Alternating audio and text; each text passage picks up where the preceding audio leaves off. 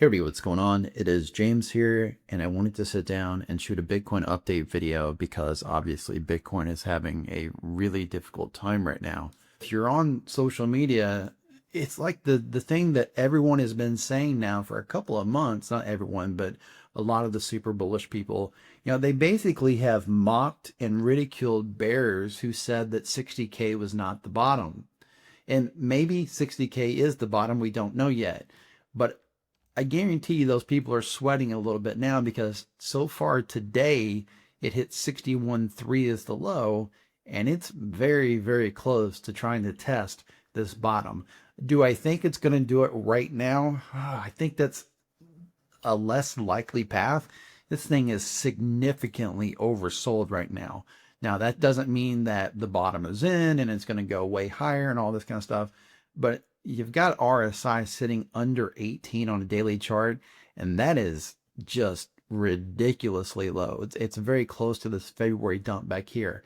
So I think the reward to risk of trying to short it down here is probably not that great. If you're already in a short, that's a different story altogether, how you manage that. But opening a new short here seems pretty sketchy to me because it very well could bounce before eventually breaking through, or of course it could bounce and never break through. We don't know. But this thing has been very cliche. It came up, talked about this when it happened. It tested a downward sloping moving average, the 200 moving average, which is a very textbook line in the sand in a downtrend. You'll often come back up and test that, and when it's sloping down, the first test will often be a failure. It will often hit it, get rejected, and then move down further, which is what's happened. Now, once you start retesting it, second and third test, those become much more likely to actually break above it, but so far we haven't retested it, so we'll have to see if that happens. Something to keep in mind that where price is at right now, I'm going to put this on a weekly chart. It is literally sitting on its 200-week moving average. It is just tagged it. And that is the line in the sand in many bear markets where that does indeed mark the bottom. So if we put this on a longer history, if we look at something like an index that goes back to like 2011, you'll see that the bear market in 2015 bottomed around the 200 and then consolidated. The bear market in 2018 bottomed there, consolidated. The 2020 COVID crash bottomed there.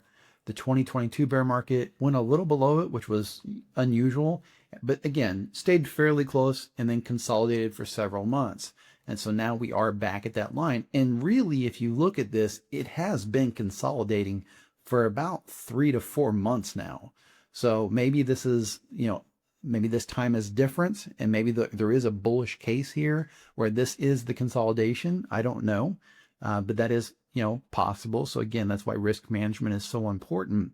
But that's all it's done so far is tag that 200-week moving average. The other thing that it's done is if you put an anchored VWAP on here from the high in 2025, see this? All it really did was test it on this pump back in January, the one that I shorted actually around 97K, and then it tested it again and failed. If we put an anchored VWAP on here from the very bottom in 2022, again, we're coming very, very close to that line. So there should be strong support at that level. And it could be that this ends up being the bottom. Now, I'm still bearish. I'm still looking for lower lows. So I'm not saying that I've flipped course or anything because nothing has given me that vibe just yet. But I do think there's going to be some work here that the bears are going to have to do in order to break through both the 200-week moving average and this volume, this VWAP, right? It's going to be tough to do. Also, if you look, we have oversold RSI back here, and now we are trying to put in a higher low, and this is actually a lower low. Now, it hasn't closed yet, so we don't know. But if this weekly candle closes below these candles back here, it'll look like this on a line chart. Look at this. Then we will have a lower low on price, whereas we have a higher low in RSI, and that is, of course, bullish divergence on a weekly time frame. It's not closed yet. It's way too early to say that's what's going to happen, but it is potentially setting up that way. And when you take that and you combine it with the oversold conditions, you combine it with the strong levels of support, I just think it's really dangerous to be a new bear at this point. I think a lot of the the bulls are probably going to be pretty happy in the next few weeks or few months because, again, it looks like it wants to bounce.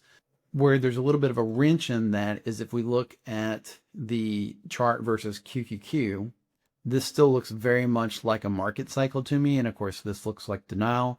I did a video before it broke down and I said, look, I think this is denial. It looks almost confirmed at this point. And this definitely looks like panic. And if you think about where that's at, if it's panic, it's somewhere in this leg right here, which means it's approaching the latter part of the bear market. We still could have more downside. We could have anger. We could have depression, of course. But this has moved down a lot. I don't think people are really thinking about this. Versus the QQQ, it's already moved down over 62, almost 63%. And what's really wild is if you look at it versus the QQQ right now, it is actually down. Today, it put in a low that was 33.6% below the 2017 peak. I want you to stop and think about that for a moment. That means that Bitcoin is worth less versus the QQQ than it was 8.5 years ago. So if you sat in Bitcoin for the last 8.5 years, not only did you not make a return versus the QQQ, you actually had a negative return. Now, granted, versus US dollars, of course, you're going to be up. But the other thing that people are forgetting about is a lot of Bitcoin maxis love to go on and on about inflation and how Bitcoin is, the hedge against inflation and a store of value and all these narratives. But if you look at a chart and you adjust it for inflation, Bitcoin has done really, really poorly. So this is an actual inflation adjusted chart that I coded up, or well, really had Codex code up. And if we look at it adjusted for inflation, we can see that Bitcoin is actually quite a bit lower than the 2021 highs. And again, it's sitting around that February of 2021 level. Of course, back then price was around 40 to 50 grand, but when adjusted for inflation, it was actually around 65 grand. And today we hit a low of, 61, which means that even versus US dollars, the last 5+ years have actually been flat as far as performance goes. It has not outperformed inflation. It's just stayed the same roughly. And it did that while equities were in this historic parabolic bull run. So again, it's not to say that now's the time to run out and join the bear team, because it's really dangerous to sell a crashing market. Now, some people will disagree, but let me explain what I mean by that. The best entries in an uptrend are the pullbacks or the dips. That's where the cliche buy the dip comes from. You don't want to buy up here because you could be right and it could keep going up, but then the pullback actually shakes you out. And it's the same thing in a bear market. You're supposed to sell the rips. You're supposed to sell the pumps. The place to sell was when it had pumped to $80,000. The place to sell is not after it's dumped 20 grand off that level, because you might be selling down here and maybe it goes lower, or maybe it does this and then you're in trouble, or maybe it does this. You're still in trouble because you're probably going to be stopped out or shook out of the position on this leg if we get that. Now, again, it looks like from a market standpoint, we're in that panic phase versus QQQ, which is this chart. But keep in mind, that could also mean that Bitcoin just kind of stays flat and QQQ keeps going up, because this is a relative performance chart. It doesn't mean Bitcoin has to move down.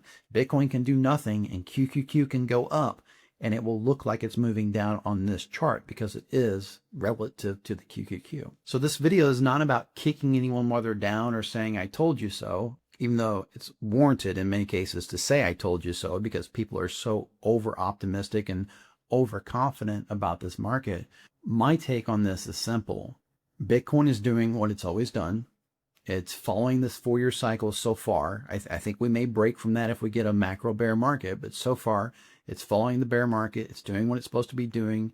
We're about 7 or 8 months from the high. Bear markets tend to bottom around 12 months. If we look at the cycle chart, it looks like we're entering the panic phase. And again, panic phase tends to be toward the end. So we could get 3 or 4 months to form an actual bottom on Bitcoin. And then it may potentially start a new bull run if equities aren't falling apart. When you're trading or when you're investing, you're really just placing a bunch of bets. You're going to lose some of those bets and you're going to win some of those bets. But I see people on social media that are like, oh, this is generational wealth prices, 60K, 65K. It's not generational wealth prices. And I'll tell you why it's not. Unless you're using really bad risk management, you're not going to take a large enough position at 60K or 65K to make generational wealth. Let's say that Bitcoin just does very, very well, follows, this last market cycle type of behavior, and maybe it hits $500,000 in 2028 or 2029. Well, from where it's at, that's going to be about an 8x return. And when I think of generational wealth, I think bare minimum, 10 million after-tax dollars.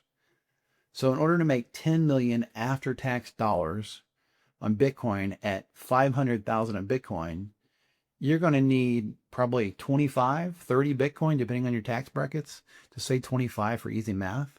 So 25 Bitcoin times $60,000 or $65,000, a Bitcoin, or let's use exact prices. Bitcoin is 63,224 times 25.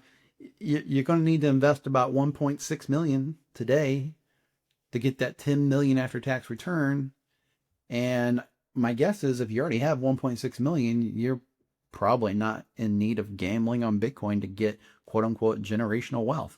You could probably get generational wealth just investing in index funds. It's just not a realistic take. It's hopium and it's crypto Kool-Aid, and it's very, very dangerous.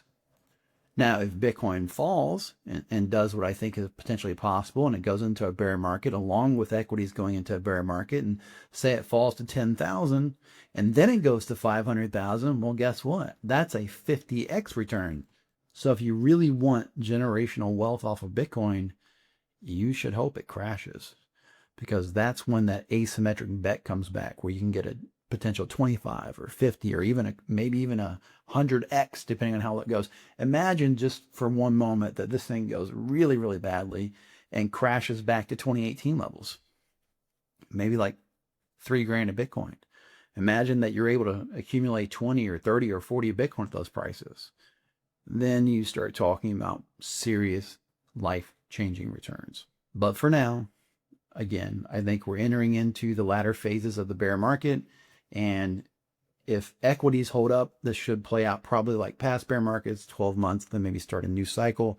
If equities all down, then we got to start re-evaluating things and talking about much lower targets. My initial target late last year was 37,000-ish. I did a video on it. I don't remember the exact number, but that's still my target for now, right?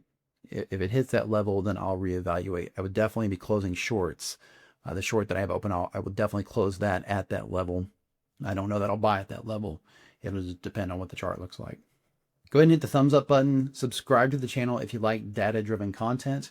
And please remember that I am some guy sitting in a spare bedroom. Nothing in this video is financial advice. You should always go out and do your own due diligence and seek out professional financial advice from a licensed financial advisor for making any type of investment in cryptocurrency, the stock market, precious metals, Forex, or any other tradable asset.